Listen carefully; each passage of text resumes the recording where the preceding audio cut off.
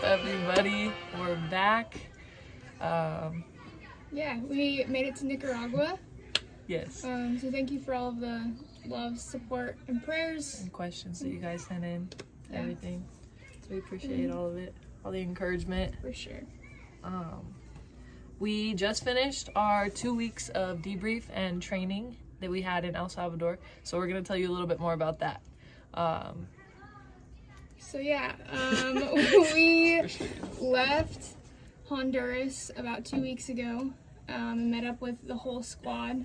So all 3 teams and all of the leadership met up with them, rode a bus to El Salvador, and then we had a house in El Salvador where we all lived together, cooked together, hung out. But then we also had debrief time. Yeah. Which was... Debrief was, well, it was incredible to have all of our teams back together and get to hear like what the Lord was doing all around Honduras. And so debrief was for our individual smaller teams, so there's 3 different teams, and we all got to get together, and it was kind of just like we talked about what happened, and we talked about what we were feeling about what happened, and just like the ways that God was working and moving, and just like had a time and space as a team to just kind of voice how we're doing, how we're feeling, everything that was going on. Yeah. Mixed in with the debrief portion, we also had teachings. And the teachings were on everything from like the voice of the Holy Spirit to spiritual gifts, to spiritual warfare, to spiritual giftings, and like strongholds and footholds and how to get freedom from those, which is incredible. And also during the debrief week, we had one-on-ones. Shout out to Steph, Jay, and Beth for coming and just pouring out so much love on us and just supporting us so well. But one-on-ones were just like time to hang out with the leaders, time to talk about whatever we wanted to talk about. They poured into our lives, and it was incredible. Yeah. Talking a little bit more about freedom, we both got baptized again. And so the Lord has been doing so much in my life the last couple of months, just about my identity and where it's placed and how I act because of that identity and the false lies that I've been believing for so long. And when we were at debrief, he just completely came in and ripped up all of the lies that I've been believing for so long, even more so than he had been in Honduras, and ripped the roots out. And one of the big roots that I was struggling with was unforgiveness, and that unforgiveness was leading to bitterness and fear of man, as well as just like never letting anybody help me for anything because I always thought that they had a hidden agenda. And the Lord revealed to me that that's just a lie straight from the enemy, and that he has something so much better for me, and just has so much freedom and truth for me to walk in, and it's my choice to walk in it. And so he put it on my heart to get baptized and lay it all down in the water and come up a new free creation in him. Amen, sister. Yeah. Yes. What about you, Jamie? What was your freedom walk like? Crazy. Similar though with the identity part of it. I've always put my identity into a lot of different things that weren't God, and a lot of that has been laid down, but one of them that I realized that I hadn't laid down yet was the identity that I found kind of in pain, like holding on to the pain that I've experienced in relationships, just in unhealthy situations, that I didn't know who I was without the like that in my identity. And so I laid that down, as well as just like the desires and the like wants and the hopes that I had for myself in some of those areas. And it's incredible. We've been talking about this a lot, man. the amount of weight that we all carry that we don't even know we're carrying because it's become so normalized to carry it. Like, you don't realize it's gone until it's washed away. Yeah. And like for us, like that got washed away in the water. And it was, and still is, absolutely incredible. Like this, like the depth of like freedom and like joy and like just peace that we are all kind of experiencing and learning how to like walk into confidently is incredible. And it's all the grace of God. It's all it's all him. He's, even when we don't feel him, he's right there, pleading for us to reach out and walk in his truth. He wants us so bad, and it's been incredible to start to learn how to walk in that. Yeah. Okay, so while we were in Honduras on our adventure day, El Salvador. oh shoot, It's okay. No, don't even just let this one happen. While we were in El Salvador on our adventure day, something crazy kind of happened. It was a God moment for sure. Do you want to share a little bit about that? I would love to. I'm going to do it briefly. I wrote a blog about it, so if you want more details, go read that. It'll be linked below. Check it out. Yeah.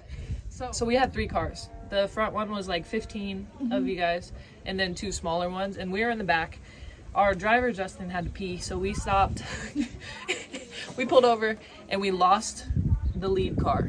And the second car stayed and waited, but at the end of where, like, the street that we stopped to pee on, there was turns, and we didn't know that. And we went left, they went right, and that took us to a different alternative back route. But on this back route, our brakes started getting a little sketchy, and we decided to pull over because they just weren't catching, like they were actually not working.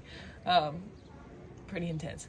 And then as we're pulled over, multiple people like ask us if we're okay, what's going on, and we explain to them the situation. But one of the men pulls over, and he, like, first he asked us if we were Christians. We're like, yeah, we are. Like, are you? And he was too. And he like pulled over, told us that his friend was a mechanic, and asked us if we wanted to call him. And we said, yes, please. Please get him on the phone.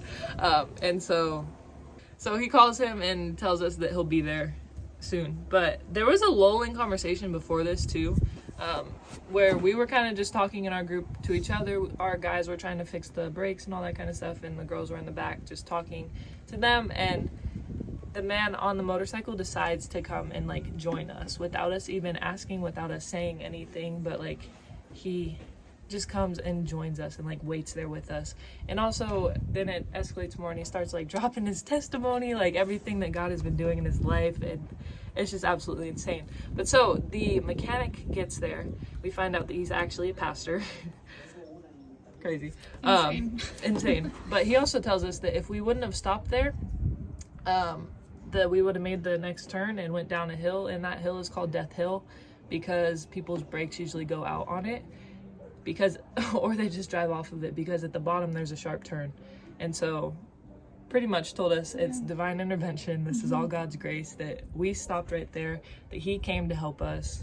It's just the way that it all orchestrated, there's no way to explain it other than God's hand being all in that. But so we prayed for the brakes, he prayed over us, we prayed over him, prayed over the car. The brakes started working good enough for us to go, and we made it out of there. But in the process of all of that, he also invited us to church. They were having like daily church services for like 2 hours, and then Saturday nights they do a revival service, which is like 6 hours. 6 hours. And they invited us to that. And it all worked out by God's grace that we got to go, and his will that we got to go. Yeah. And Kayla? So one of the big questions about us going was transportation. And that was going to be kind of the make it or break it decision on whether we could go or not, because we'd be traveling back at night, and we needed to make sure it was safe for us to travel 2 hours there and home at 2 a.m. And so the Lord definitely had his hand in all of it. This pastor drove 2 hours to pick us up, and then drove back 2 hours to take us to this church service.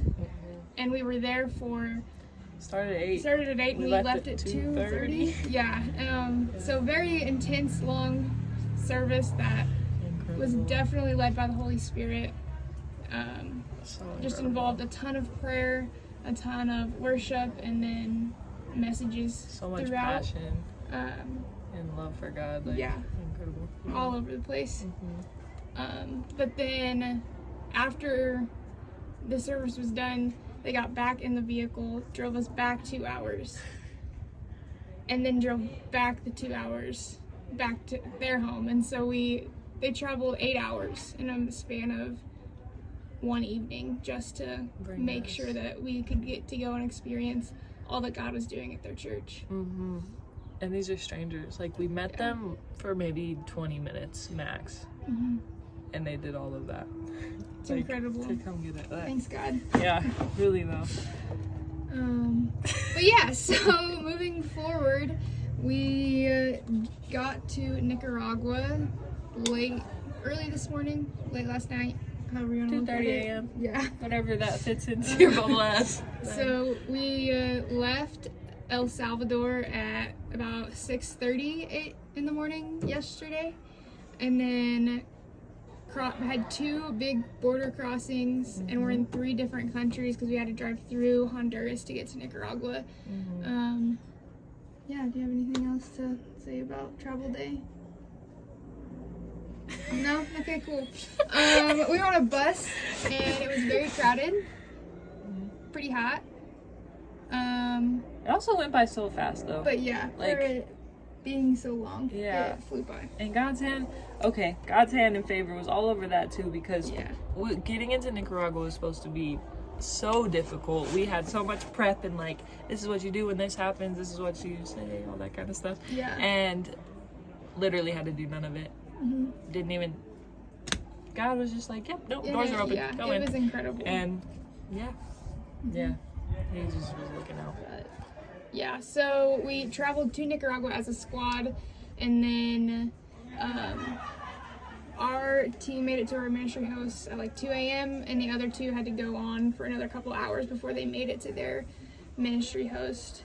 But yeah, Now we're here, and we have gotten the chance to get to know our ministry hosts a little bit. They're absolutely incredible, and we cannot wait to share more with you guys. Yeah, so be looking up for another video coming soon about that.